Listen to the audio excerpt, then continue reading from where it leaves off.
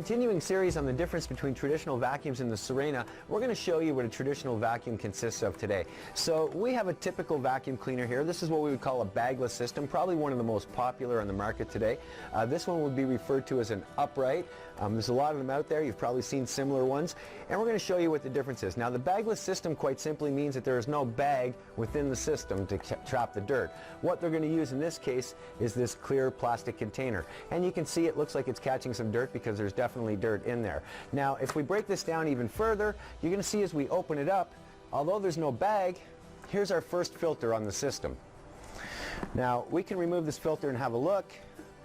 You can see it's got a sub-filter. You can see from the dirt on it, it's actually bringing in dust. I don't think it's very effectively trapping dirt though. Here's our inner filter, and apparently this one has not been changed in a long time, and you can see the dirt inside the cavern. Now each one of these filters, as they clog, reduce your cleaning efficiency. So all this dirt that you're seeing in this system is actually making the system inefficient. Water never has that problem. So we're going to put the two of these back. Now you can clean all these filters out and think that you're back to 100% cleaning efficiency, but in fact you're not, because most systems, just like this one, are going to have another set of filters, usually designed to protect the motor or the exhaust. So when we open this one up, we can see there is in fact another filter, which they call a HEPA filter here. You can tell by the color of that filter, it is probably pretty much useless at this point. Now you can turn on this machine, get all kinds of suction, but you will not be able to clean. Now I don't know if we can get it on the camera, but if you have a look even closer, you can see the majority of the dirt is sitting underneath this filter. So somehow it's found a way to get around the filter, and it's actually going into the motor cavity. You can probably see the dirt falling down there.